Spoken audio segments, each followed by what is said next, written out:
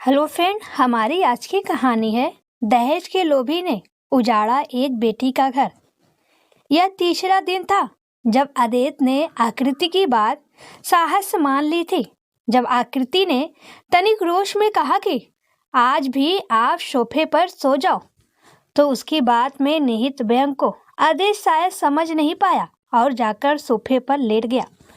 उसके इस कड़े और बेलोस व्यवहार से अजीज आकर आकृति ने आदेश से पूछ ही लिया कि आखिर क्या कमी है मुझ में, मुझसे क्यों खींचे खींचे से रहते हो। अगर मैं पसंद नहीं या कोई और पसंद हो तो बोलो, मैं तुम्हारा घर छोड़कर आज ही चली जाती हूँ। न जाने कैसे एक रो में बोलती चली गई आकृति। बदले में जो कुछ भी आदित्य ने बताया सुनकर आकृति की सांसें जैसे गले में ही अटक गई। आप में कोई कमी नहीं है आकृति जी, मैं ही आपके काबिल नहीं हूँ। मैं किसी और से प्यार करता हूँ। पलाश में पूरी दुनिया घूम थी। आकृति के जिस रूप पर इतना गुमान था उसे तो कोई लड़का ना कर ही नहीं सकता, और उसे पाकर कोई भी अपनी किस्मत को दिन में 100 दफे सहराएगा। वह धारणा एकदम धूमिल हो गई। आदित्य पर उसके रूप का जादू जरा सा भी असर नहीं कर पाया था। तभी तो आज शादी के 7वें दिन तक भी तन मन से पति के प्रेम से अछूती रही थी। यहाँ तक कि जब पग फेरे के रस्म के लिए मैके गई थी और माँ के एकांत में किए हुए प्रश्न की, आदित्य तुम्हें प्यार करता है ना, के जवाब में जब वो शर्माकर चुप रह गई थी, तब माँ ने इसे स्त्री सुलभ लफ्जा ही माना था। आकृति की कोई भाभी या कोई बड़ी छोटी बहन तो थी नहीं जिनसे वह अपने मन की बात कहती। ले दे कर एक 12वीं में पढ़ने वाला भाई था आरो, जो दीदी के ससुराल जाने पर उसका खाली कमरा अपने नाम कराकर बहुत खुश था। बहरहाल आकृति जब पगफेरे के बाद वापस आई तो माँ के सवाल का जवाब ढूंढने के चक्कर में आज आदेश से डायरेक्ट पूछ लिया, जिसका जवाब एकदम अप्रत्याशित था कि आदित्य किसी और से प्यार करता था। और अब आकृति के लिए ये पता लगाना बेहद जरूरी था कि उसने आकृति से शादी क्यों की। आकृति वर्मा सिर्फ एक नाम ही नहीं बल्कि कानपुर में एक जाना पहचाना नाम थी। एक तो अपनी खूबसूरती की वजह से, दूसरा अपने नामी गिरामी खानदान की वजह से। कभी दादाजी ने छोटे पैमाने पर शुरू किया था चमड़े के साथ हस्तकलाकारी वाले बैग बनाने का व्यापार। अब आकृति के पिताजी और चाचा जी की मेहनत और लगन से बृहद रूप ले चुका था। अपनी लाडली बिटिया पर पापा सुरेश वर्मा का लाड कभी खत्म ही नहीं होता। घर की बड़ी संतान और 3 भाइयों की लाडली बहन थी आकृति। अपने सगे भाई आरो और चचेरे भाई अरुण अखिल में दिल की कोमल और संवेदनशील आकृति कोई भेदभाव ना करती, तो बदले में तीनों भाइयों का भरपूर प्रेम और सम्मान भी मिलता था। आकृति को माँ और चाची भी बस उसकी मुस्कुराहट की वाट जोड़ती रहती।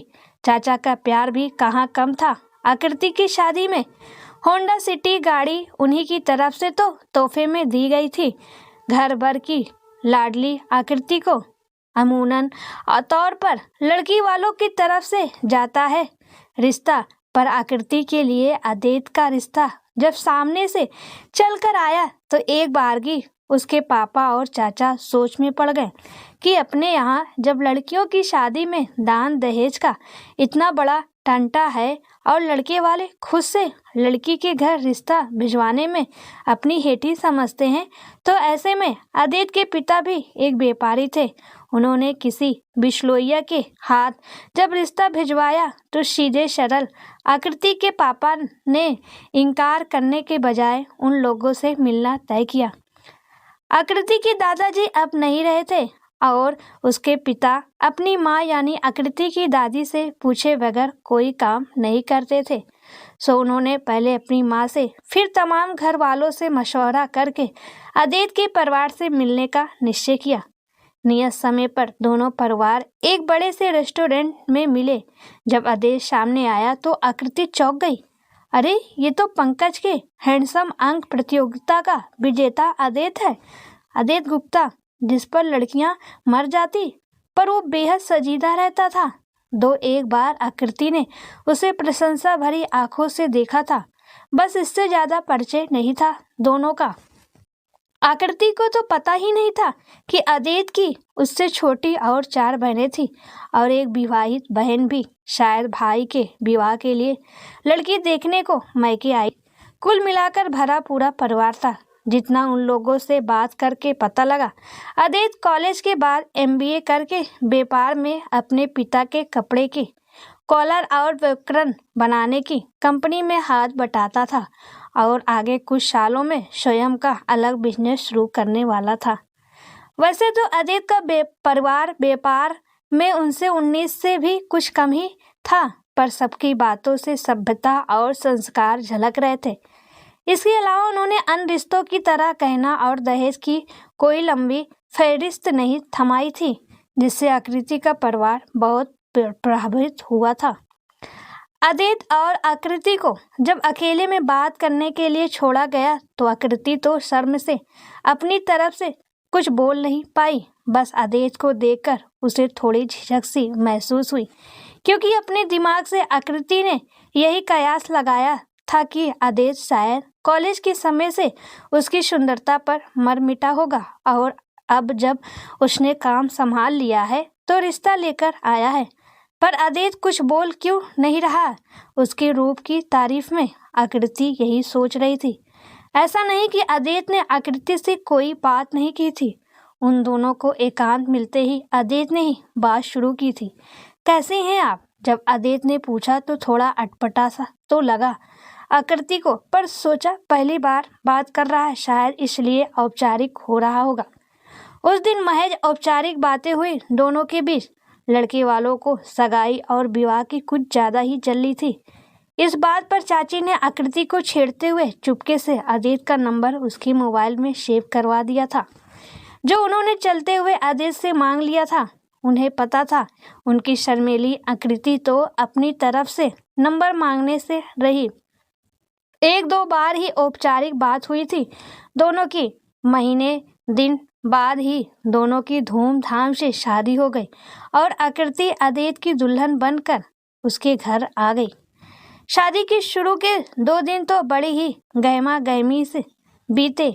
अदित पहली रात ही काफी देर से कमरे में आया और कमरे में एक तरफ रखे सोफे पर ही सो गया तो आकृति ने सोचा थकावट होगी, अगले दिन रिसेप्शन और फिर पग फेरे के लिए मैके जाना।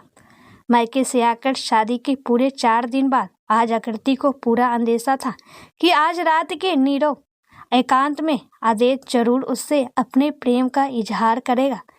इसलिए उसने सोने से पूर्व अपना सुरुचिपूर्ण श्रृंगार किया और काफी देर तक अदित का इंतजार करती रही।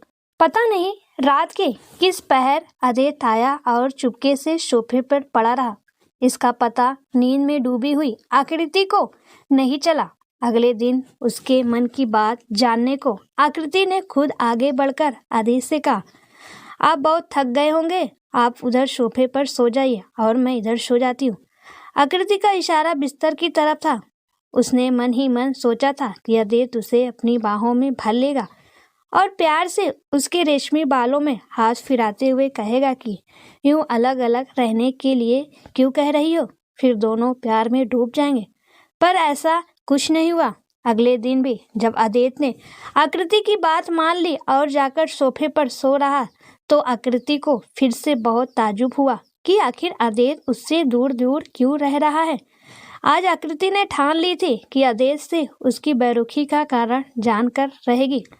जब आकृति ने दूसरी बार अदित को झकझोर कर पूछा कि उसने आखिर आकृति से शादी क्यों की, तो अदित ने बिना लाग लपेट के उससे सच्ची बात बता दी।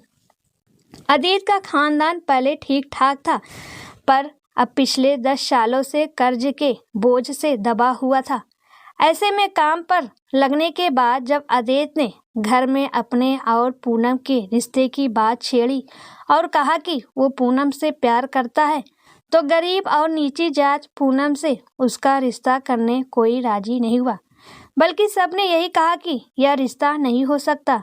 इतने पर भी जब अदेत नहीं माना तो उसके पिता ने उसे बैठाकर अच्छी तरह समझाया कि उन पर अभी कितना कर्जा चढ़ा हुआ है और अगर जल्दी ना उतारा गया तो उन्हें बेघर भी होना पड़ सकता है। ऊपर से मजबूरी ऐसी कि अदेत से छोटी 3 बहनें विवाह योग हो गई थी। उसकी बड़ी बहन के पति ने भी अभी उसे वापस ले जाने से ये कहकर इनकार कर दिया कि जब तक वह गाड़ी नहीं ले आती उसे ससुराल में नहीं रखा जाएगा। वो लोग ऐसा इसलिए कर रहे थे कि अदेत की बड़ी बहन त्रिशाला की शादी में लड़की वालों की तरफ से गाड़ी देने की बात हुई थी।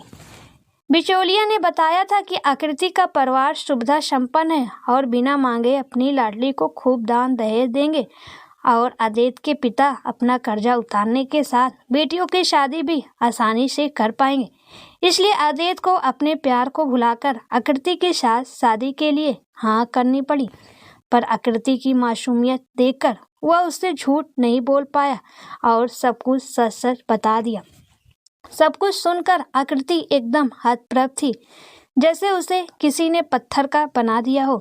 आकृति को इस हाल में देखकर अदेत दौड़कर उसके लिए पानी ले आया और उससे बार बार माफी मांग रहा था, पर आकृति जैसे सुनकर भी नहीं सुन पा रही थी। उसके प्यार की दुनिया तो बसने से पहले ही उजड़ गई थी। आकृति के लिए वो रात अमावस से भी काली और बहुत लंबी प्रतीत हुई। आज आकृति की सामने बैठा हुआ हैंडसम हंग प्रतियोगिता का विनर अदेत आज उसकी आंखों में एक का पुरुष लग रहा था, जिसने दहेज के लालच में 2-2 लड़कियों की जिंदगी बर्बाद कर दी थी। अगले दिन सुबह सुबह आकृति ने अपने पापा को फोन लगाया और कहा, पापा मुझे आकर यहाँ से ले जाइए। उसकी उदास आवाज़ सुनकर सुरेश वर्मा जी को अजीब सा लगा। वो छोटे भाई हरीश को लेकर फौरन चल पड़े। नाश्ता भी नहीं किया गया उनसे। अपनी लाडली बिटिया की उदास आवाज़ ने उन्हें अंदर तक हिलाकर रख दिया था। दोनों भाइयों के इस तरह बिटिया के ससुराल रवाना होने से घर की औरतें किसी अनहोनी की आशंका से कांप उठी कि कहीं आकृति को कुछ न हुआ हो। माँ ने अपनी बिटिया को फ़ोन लगाया तो उधर सामान बांधने में व्यस्त आकृति ने शायद फ़ोन को साइलेंट कर रखा था। उसके फ़ोन नहीं उठाने से घर में सबकी चिंता बढ़ गई। पिता के आने तक आकृति बहुत हद तक खुद को संभाल चुकी थी और अपना सारा सामान भी अच्छे से बांध चुकी थी। इतने में अदेत उसके लिए चाय का कप लाकर रखते हुए मिन्नत कर गया था कि वह जाना ही चाहती है तो चुपके से चली जाए, ज़्यादा हंगामा ना मचाए। पर अब आकृति उसकी बात मानती भी क्यों?